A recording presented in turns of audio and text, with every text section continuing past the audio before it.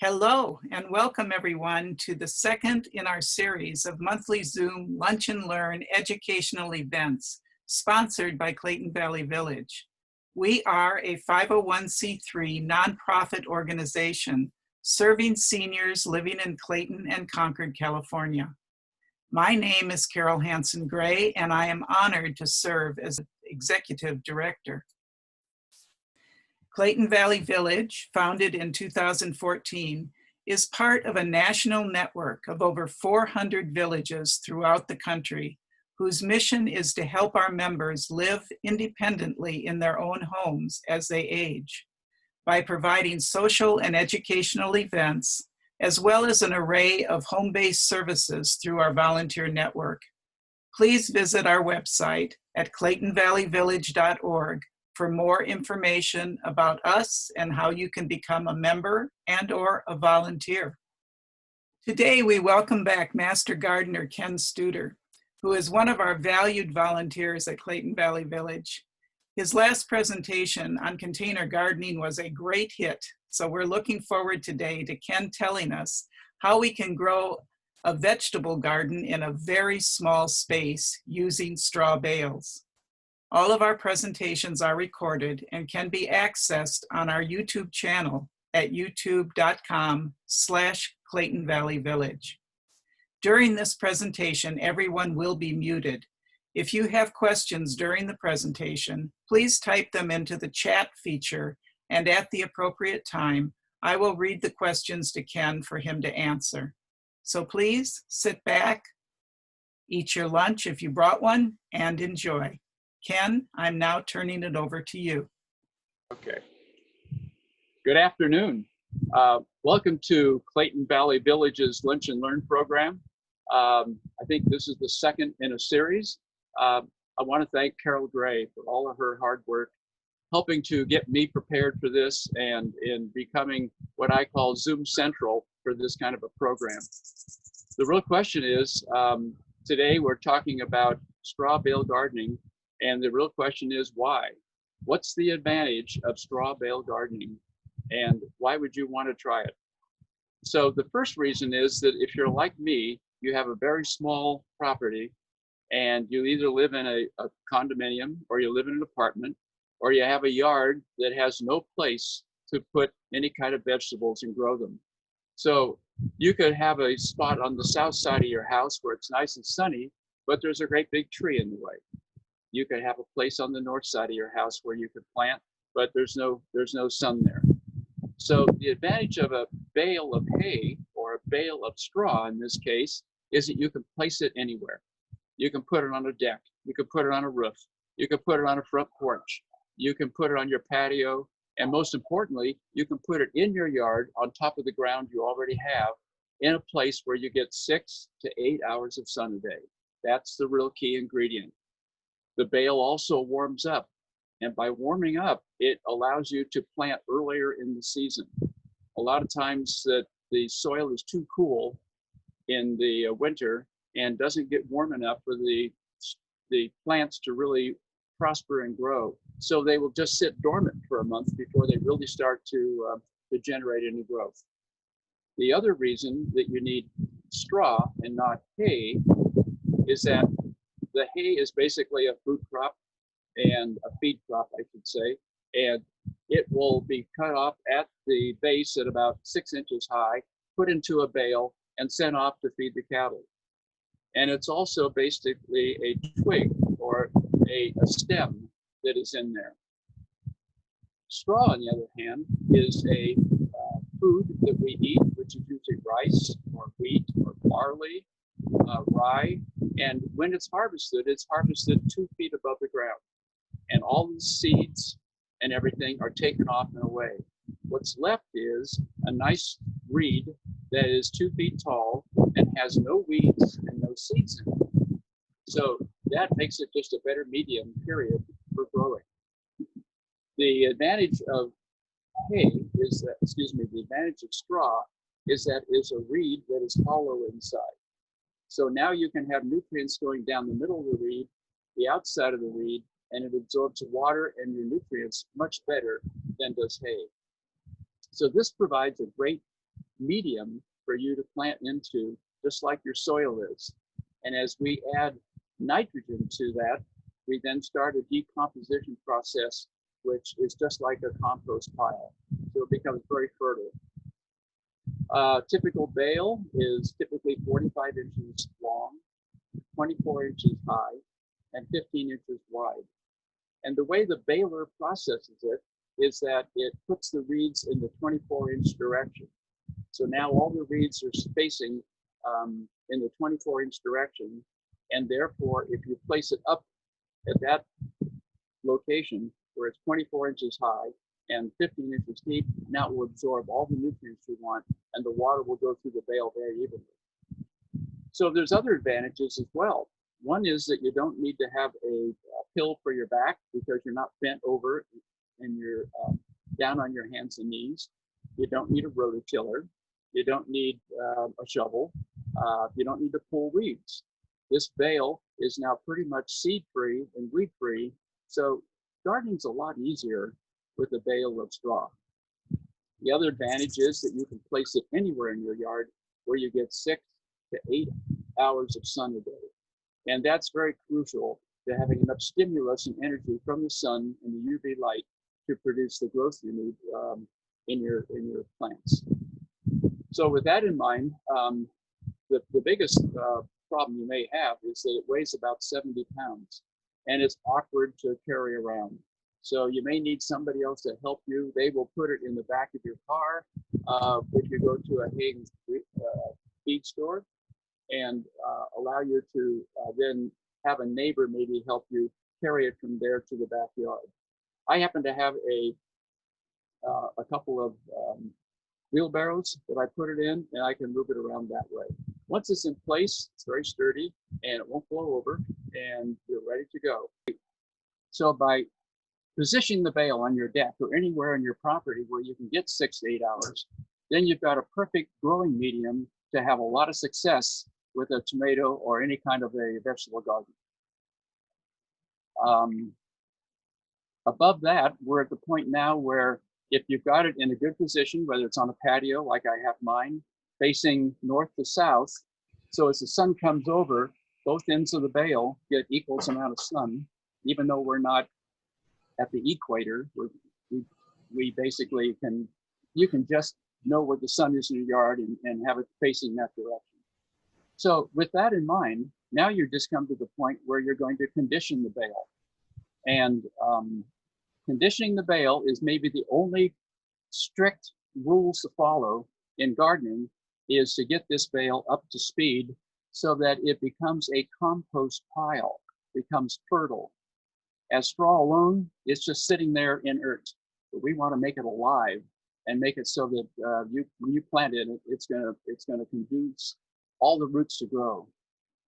Conduce is a new word, incidentally. So Carol, you want to put up the conditions of the baling right now, and we'll talk about that. There we go. Okay. So conditioning the bale is a process of adding nitrogen fertilizer to the bale for a period of about 2 weeks. And this is very important in order to get the bale to be a fertile compost pile before you actually plant all of your vegetables. So as you can see on the screen there, it's a process of adding high nitrogen fertilizer to the bale.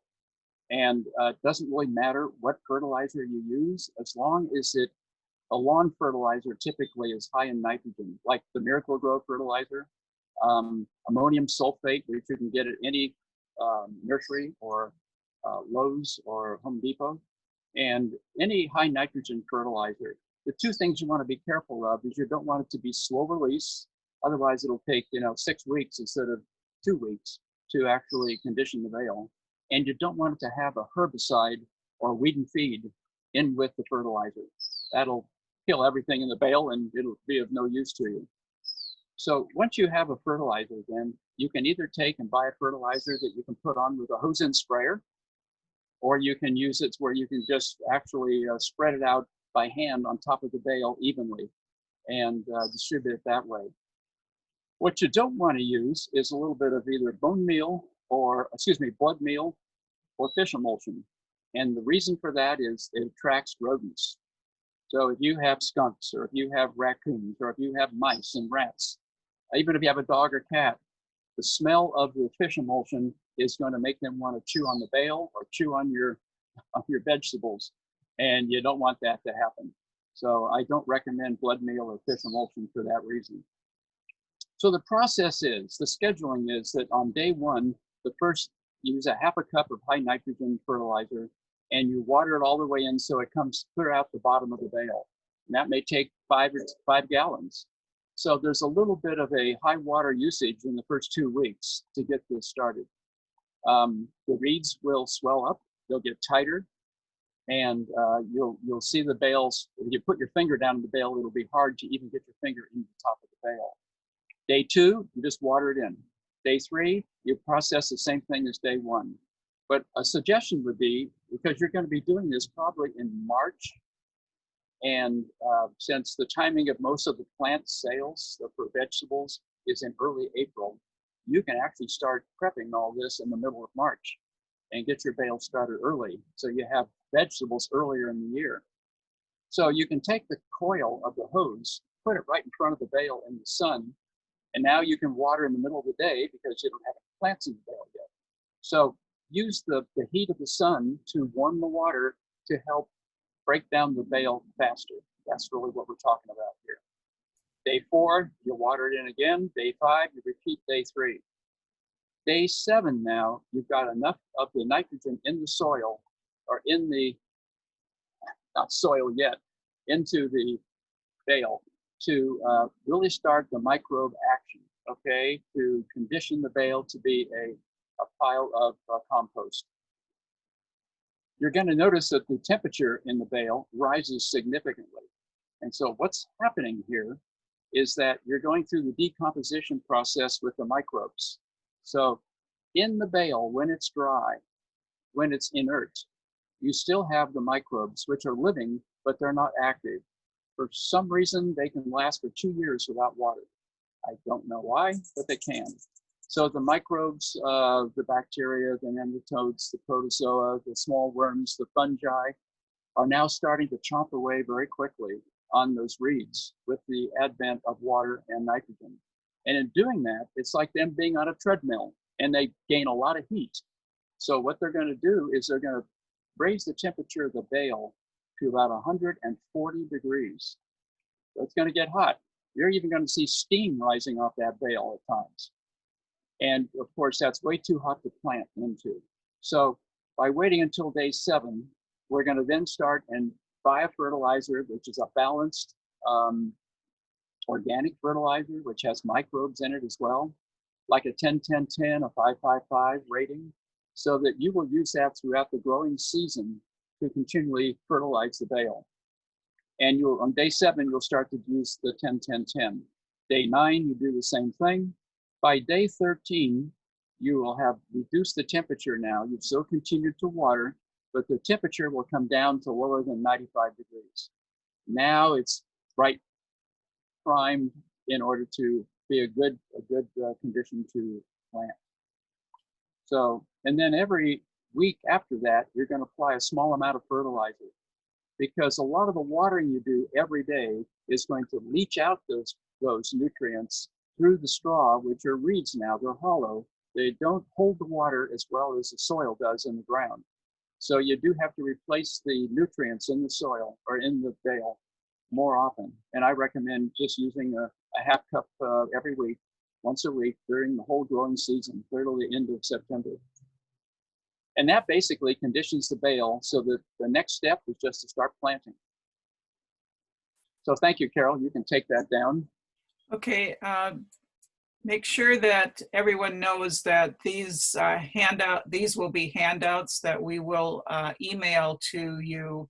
Everything that he's showing today, we will email to you in a thank you letter, a thank you email for joining us. So you don't have to take a lot of notes if you don't want to. So, all right. We're going to stop and see if there's any questions so far. Okay, does anybody have any questions? I don't have any here in the chat, so if you have a question, one of the questions was, will you send us the info on the screen? And the answer to that is yes. Are there any other questions anybody has before Ken continues? No questions, Ken, so. All right. Again. I'm doing such a great job, right? Yes, you are, absolutely. You're gonna need very few tools. You're gonna need a trowel. You're gonna need some kind of a knife or saw. This is a tool for the yard, which has a serrated edge here that you can see will cut through the straw. You could use a small serrated knife from the kitchen because you're really not going to damage the knife with the straw. It's very, very soft. And by the time you've gone through this 2-week period, you can put your finger down in the bale and you can feel the temperature. And you will notice that the bale is significantly softer now. It's just mush inside. And that's what those microbes have accomplished. I have here a composting temperature thermometer, which is a very big probe going into a compost pile. And that's what I use down into the bale to test and see what the temperature is. But this last year, it went up to 140 degrees for 3 days, okay? And then I just waited for the temperature to come down before I started to plant. So here's my little baby bale. I use this to demonstrate with because bales are about 60 pounds. They're just awkward to carry around and hold. And they slough off tons of straw, and you got straw everywhere. So I bought this little, I got this at an art store. I'm not sure why you'd have it at an art store, but they do. And this bale is not a good demonstration bale, really, because the straw is just any old way in here. It's kind of like it's just been spun and then bound up that way. But what I've done with this knife here is I've taken and I've cut a hole down into the bale all the way around, about the same size as my 3-inch pot here.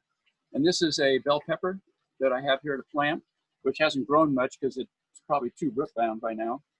And you want to be sure that it's deep enough that especially in tomatoes and all of these, that you can put it an inch below the surface. Unlike you do other plants in your soil where you want the plant to be an inch above so that you don't have rotting and you have enough air to the root source. The outer inch of these bales is very porous, very open, and it's not going to get the water that it needs. So if you plant this flush to the top, then the whole top inch of this small little pot is going to be dry and won't stay wet as you need to be wet to really get it to grow. So we recommend that you plant it down in a good inch below the surface so that it's getting water throughout the entire root ball. So what I do to start after I've taken all of this out and thrown away all of this extra reeds is I take and put some potting soil in the bottom, because what I want to make sure is that the soil from the roots and the reeds make full contact with the root ball. And the reeds are so so porous and such low density that I'm always not sure that's going to happen. And if you don't get the roots to stay wet for the first week or two, you're in trouble then. So once I put some soil in the bottom, I pull this out here. This is a little bit root bound, not much, but I'll rough it up a little bit to make it more able to grow out into the surrounding environment. And I'll place it down in here and push it down tight. Then I'll take more soil and I'll place it all the way around the edges and push it down in so that you have full contact with the straw.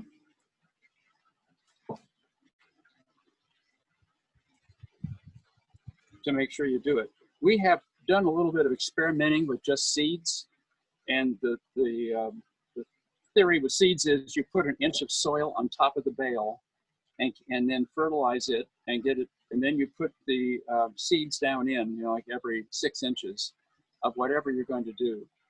But we found that it's such a varied environment that you really can't get a good results. You might only get 1 out of every 4 seeds to really germinate, as opposed to a hothouse environment or to a potting environment where you can control the amount of moisture and everything to it. So we've stopped advising that you can really start with seeds on top of the bale and do it that way.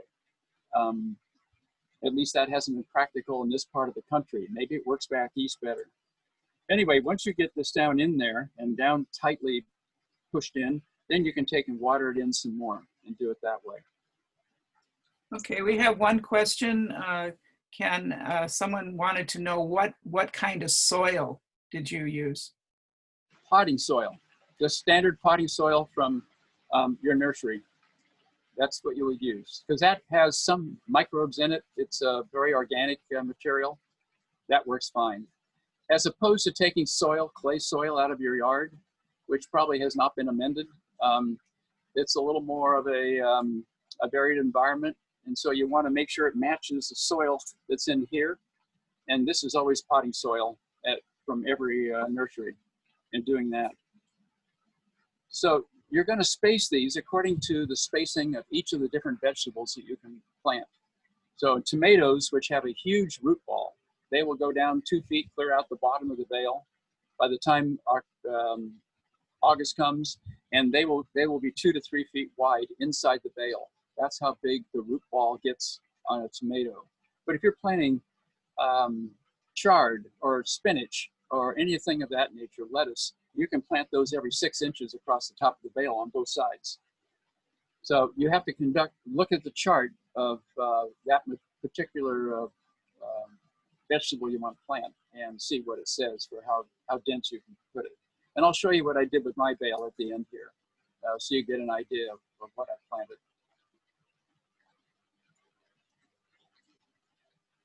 Okay, no more questions so far.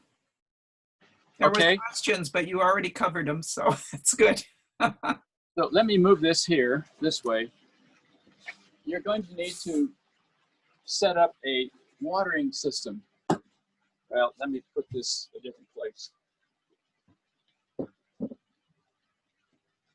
Because you need to water it every day, and in doing it every day, you may be on vacation this summer. You may forget to get up at 7 in the morning and water before the sun comes up and it's on your bale, and you don't want to water with the sun on the plants. So it's very simple to put in a simplified automated watering system. So this is a $30 timer that runs on 2 AA batteries. You can get this at Home Depot or Lowe's. I think you can even get it at your nurseries. And this is made by Orbit, O-R-B-I-T. And it's super easy to just change the dial, to set the time, to set the duration. Those batteries will last you all summer. So this end goes on your hose bib at the house. And this end goes onto the hose. And I have it set to come on at 7 in the morning for 6 minutes.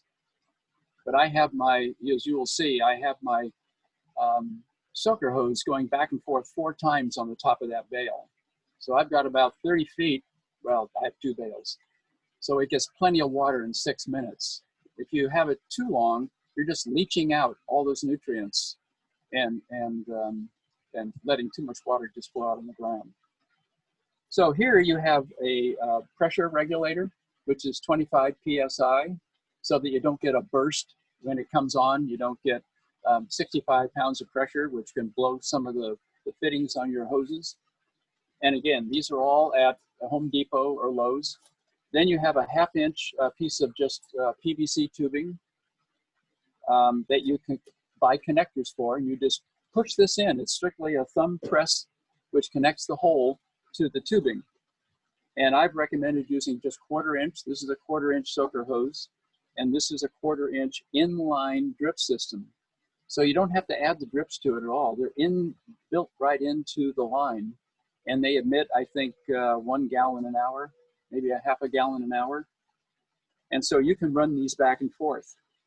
The reason I recommend 1/4 inch, not 1/2 inch, is because it's easier to have a tighter radius bend back and forth across your plants and across the top of the bale. And then there's an end plug you put in here. And so you can just cut it with a pair of scissors and whatever length you need. So for probably $50, you basically got yourself set up that you don't have to even worry about it. The only thing you have to do is once a week, come out there with your little 1/2 cup of fertilizer, and sprinkle it back on top, and it'll soak it right in. and keep your plants, well fed. So this is a real simple way to do it. Once you're set up, it'll probably take you an hour at the most to do that, and away you go. So that's what I would recommend for a way to make this really easy for you and take care of it that way. So we have one more question here. Someone wanted to know if it's too late to start the process and plant tomatoes. No. In fact, there was a sale that's starting this weekend or tomorrow at Orchard in Lafayette, and they're giving 50% off all their vegetables. And obviously realizing this is the end of the season, but you're going to need 2 weeks to prep it. So it's going to take until the end of June before you're probably ready to plant. Maybe not, maybe the 3rd week of June. But no, you can start. It's not too late. As you'll see, my plants got a late start, and they're not even close to producing fruit yet. They're just starting to bloom. So yeah, different vegetables have a different range of time. One thing you should note is that on tomatoes, you need to buy of all the varieties, the hundreds of varieties that there are, you need to know whether it's a determinate type or an indeterminate type. I don't know if that's a word that anybody's heard before, but a determinate type means that they produce the fruit all within a short cycle, like within 2 months. And because the bales are going to be pretty much spent by the end of September, August, and a lot of tomatoes will continue to produce through November. So it doesn't work well with the bale. So you want to get a determinate variety, and there's many, many varieties. And if you go to the nursery, they'll tell you which ones. In fact, you can usually read it on the label. Indeterminate means that it will, if it starts to produce at the end of June, it'll produce clear through November. All the time, it'll just keep making tomatoes. Now, this is only applicable to tomatoes. So pay attention to whether it's determinate or indeterminate before you buy. Okay. So Carol, you want to put up the plants that we can do, the 22 Yes, let me. plants that are you can put in a bale and have a good success with? Can you see that? Yep. Okay. So this is really a partial list, but it gives you an idea of just what you can, whether you have strawberries, eggplant, lettuce. I've got flowers in mine just to add a little bit of color to it. Spinach, kale, garlic, chard, cauliflower, broccoli. I put in peppers. I've got a couple of peppers in there. Eggplant. I have 1 eggplant and I have 1 cucumber. And then you can put in all your herbs as well.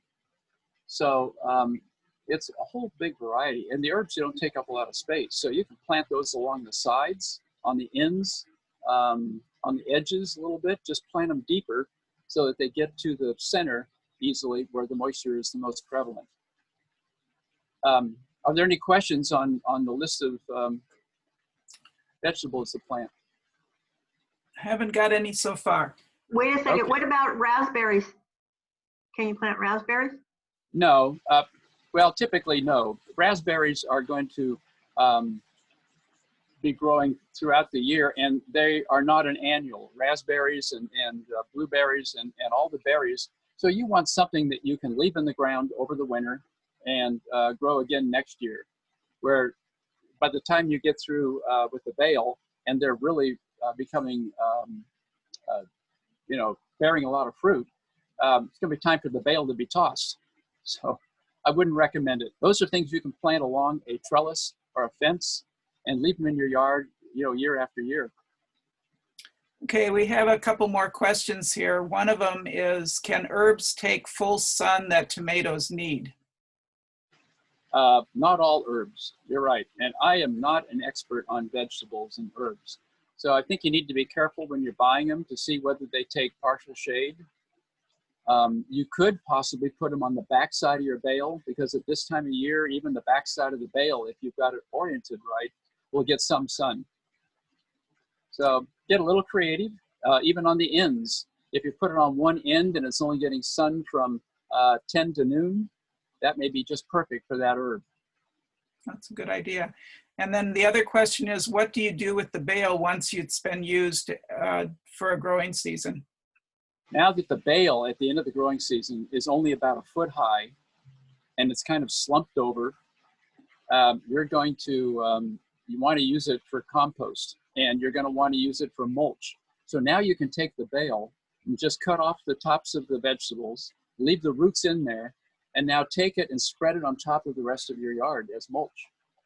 And let it just, you know, over the winter and the raining of all that, you can use it for mulch, and it's a great way to actually kill two birds with one stone. It's great. The last thing I want to talk about is a trellis system. So here's a little demo trellis that I've made. And you don't want to use on the tomatoes the cage type of trellis, because if it gets top heavy and the wind blows, then it's going to blow over the bale because it's connected to the bale. And we're talking probably in the middle of August when the tomato plants are 5 feet high, and they probably weigh 30 pounds up on top with a lot of tomatoes. So it's better to have an independent system. And this is 1.25 inch PVC pipe. I don't use any glue on it. These are just pressed together.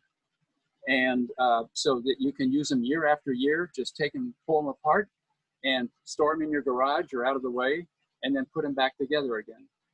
On this one here, I've taken and drilled a couple of holes through about every 9 inches, and just put a wire in that I can attach the peppers to, and the cucumbers to, and the tomatoes to.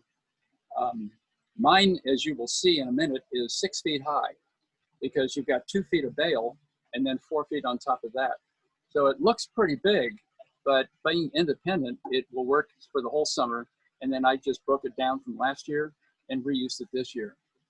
So this is something you're going to have to invest in as well. And they will cut it for you at Home Depot. So if you don't have a hacksaw or some way to cut it down to size, if you have, well, I would use 1.25 inches.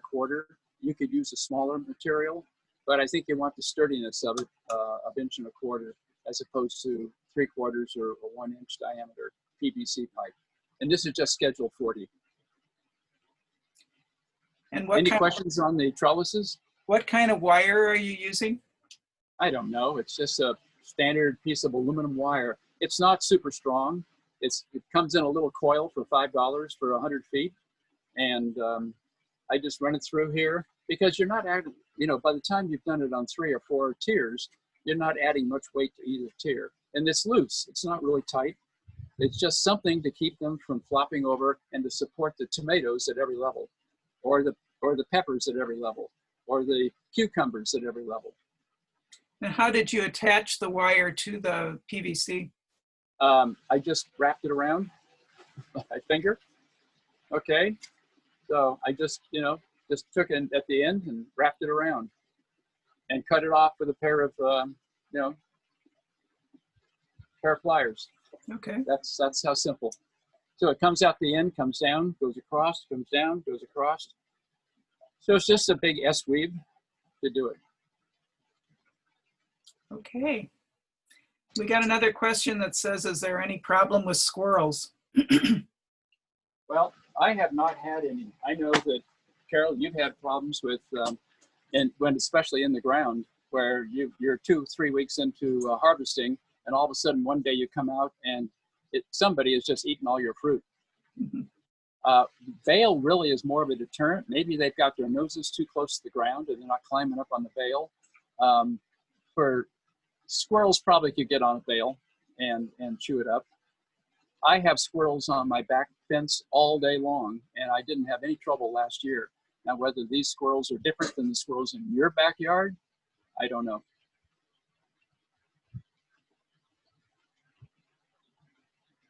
I think the last thing that I would mention is when you position it on soil, you want to make sure that you put down a landscape fabric or cardboard or papers so that the weeds in the ground won't come up through the bale.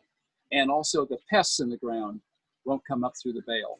So that you really have a pretty much a sanitary environment to start with. The only thing you will find growing in your bale, because of the fungi, are small black mushrooms. And they don't hurt anything. I don't even pick them off anymore. I just leave them there.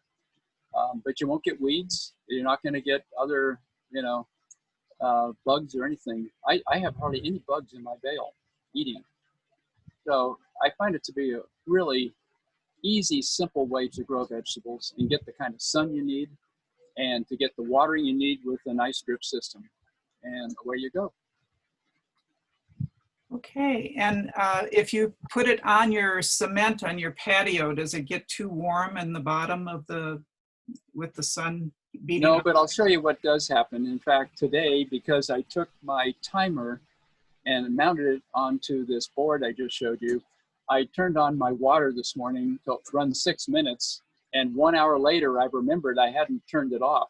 So you will see some staining on my patio that I'll show you now that you shouldn't get, but you will get a little bit of the leaching of the nutrients and so on out onto your patio, which I have to admit is a downside because I had to take and power wash it off this last year. But let me show you.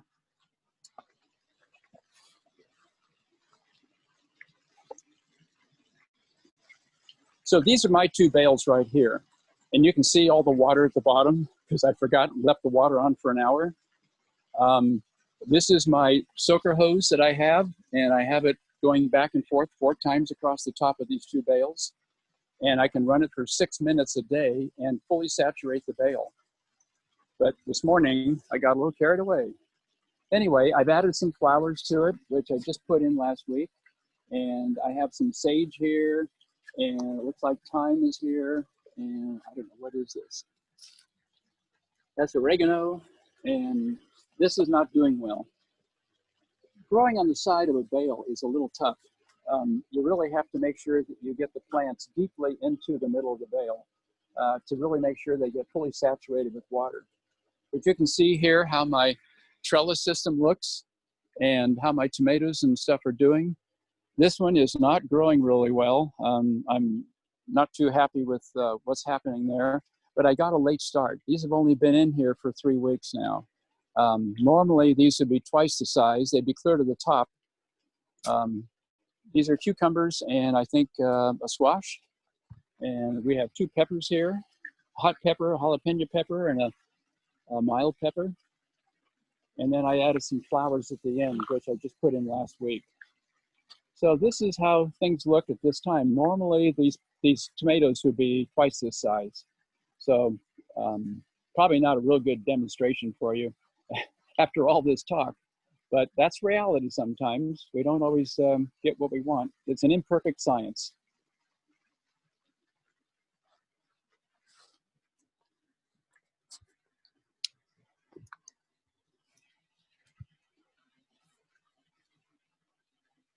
So once you've really got this conditioned and you're planting, it's pretty much just carefree. Once a week, you're going to come out and fertilize, and that's about it. And tie them up onto your trellis. And then year after year, you have the same trellis, and you can just take and buy 1 or 2 or 3 new bales and get them set up. You've already got your irrigation system made. You've got all that done. Voila. It's an easy process. And you get to pick at the prime time of juiciness and ripeness and have fresh vegetables every night. So that does it for me, and I'll be happy to take any more questions you may have. Okay, we've got a question that says, they bought plastic netting to drape over the PVC pipe. Will that work? Well, netting is a very general term. You've got to be able to tie to it. So your plant, I don't know that the netting is so open that it will weave itself through it. I've never heard of that before. But if you're trying to keep the animals off, so this is on the outside and the tomato plant and all the other plants are in the middle, I don't think that's going to hold it up structure-wise. Tomato is pretty heavy as it gets mature. And as it grows up to 4 feet high, you really need a pretty solid structure to support that. So do you think that you could plant your tomatoes with the wires and everything, but then put netting over the entire thing to keep the squirrels out? Yeah, that makes sense to me. Absolutely. Okay. That would work. So that's a good idea. Okay. And then we had one person that came in late and wanted to know that about whether you can plant seeds in the bale. You covered that already, but maybe you just want to touch on it again. Yeah, I don't recommend it because when we've tried it, we have not had very good luck with the germination process. By only having an inch of soil on top and then trying to put the seeds down in and keep them wet, because you have to water them 3 times a day, just a little bit to keep it damp. And you're going to have to do that for 3 to 5 weeks. It's a lot of work. And then you're going to get maybe iffy results. So we prefer to go with the little seedlings and pay your $3 or your $5. I mean, where can you get a whole season's worth of tomatoes for $5? So it's still a very good value. And but for lettuce and that kind of thing, you can plant them very close together. Tomatoes and the cucumbers and the squash are going to have to be put, almost just 2 or 3 per bale. And you already covered this too, but somebody wanted to know, how heavy are the bales? 60 to 70 pounds. So they're hard to handle. You can't get your arms around them. It isn't that they're so heavy. It's just that you can't grab onto them. When you buy them, they'll put them in your car for you or in the back of your truck, whatever. Just bring in a sheet of plastic to put them on. And then I have a wheelbarrow, and I just take them, put them in the wheelbarrow out of the car and bring them back to the back of my property. So that's what I do. And I'm single. I don't have a lot of support and help. You get a neighbor to help you and do that. Seems to me like you could put like a rope around each end of the bale if you wanted to lift them and carry them. Well, you can put gloves on, and then you could grab onto the strapping. But so there is strapping around it. Huh? So there is strapping. Yeah, there's 3 circles of twine, or it's a strapping material that holds the bale together. So you can put on gloves and grab onto that, but they're still awkward. They're just big and clumsy. Okay, and let's see. Our tomatoes are over the top of the tall baskets. Can we trim the tops to keep them from overloading the basket? When you say basket, not sure what basket means. Yeah. They need to have a trellis or some kind of a tomato cage. Is that what they're talking about? Jim, this is to you. Do you want to clarify that, Jim Whitfield?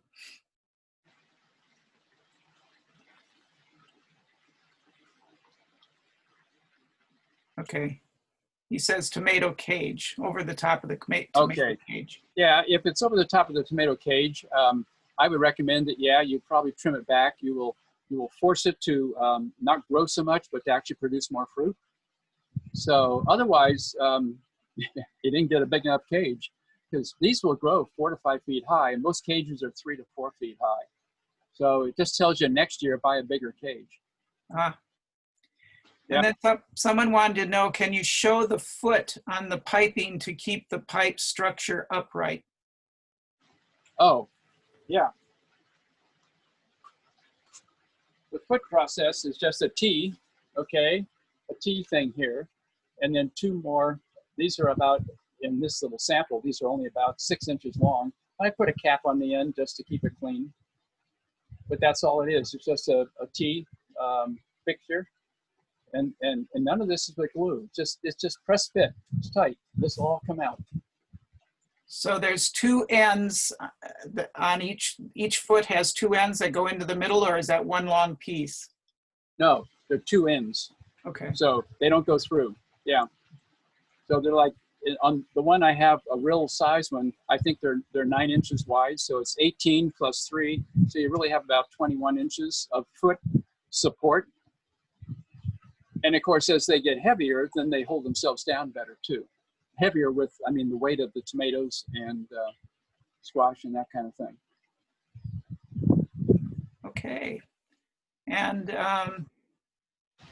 somebody wants to know what your favorite tomato recipe is. I don't have one.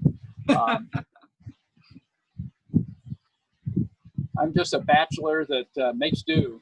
But my favorite tomato recipe actually is just a slicer tomato with mozzarella cheese in the middle, a little bit of balsamic vinegar and some, what's the herb? Basil? Anyway, Basil? basil, thank you. I love that. That's great. And it's fresh. You take it off the vine and you're eating it within an hour. So it just tastes terrific. So you got your basil growing in your straw bale too, right? So you pick Yep, a basil leaf and you pick the tomato. So, you know, take your favorite vegetables and put them in the bale and just start experimenting. That's really how it all is. And there's no perfect science. Things will grow and some won't grow. And we know in the horticulture industry, we don't have aspirin, we don't have pills to take. We really don't have a lot of science that we can adjust to a better culture. And what we're really talking about here is culture. Overwatering, underwatering, too much fertilizer, not enough sun. All of those are variables that we can control. That alone dictates success in most plants today. Very few plants die from pests eating away at the leaves. Pathogens are about the only thing that really will kill, which is a virus, COVID-19, things like that.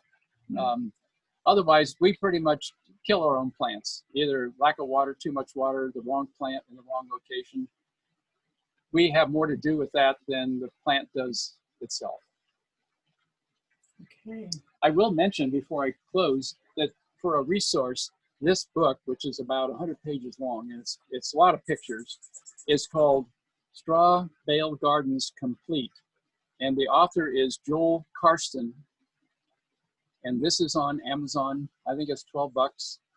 And it's a terrific resource. Easy reading and lots of pictures. Tells you how to do everything, you know, from start to scratch. How do you make your own bales? That's pretty much for people probably living in Iowa. And then Carol has this publication by Master Gardeners of California. And it's 6 pages long, and it is a great treatise on just what to do, what not to do, go through the conditioning process. So she will pass this out or give it to you as a PDF, and you can look at it on your computer or print it out. So this will be a great resource. Yeah. So I wanted to let everybody know that everyone who has signed up today will be getting an email from us, and it'll have handouts of the screenshots that Ken referred to, and that thing from the UC on Bale, University of California on Bale gardening. So we'll be sending those out. So Ken, is there anything else you wanted to do as you close? No, happy gardening. Get outside, get your hands dirty, get some fresh air, a little bit of sunshine. You'll be a lot happier. Sure beats, you know, staying in the house all day long. Okay, all right. Thank you so much, Ken. We really appreciate all the wisdom that you shared today. And thank you all for joining. And I hope that you'll think about joining us again for our upcoming Zoom Lunch and Learns, and you'll be getting an email with those dates and what the topics are going to be. So thank you again, and we'll close our meeting. Thank you.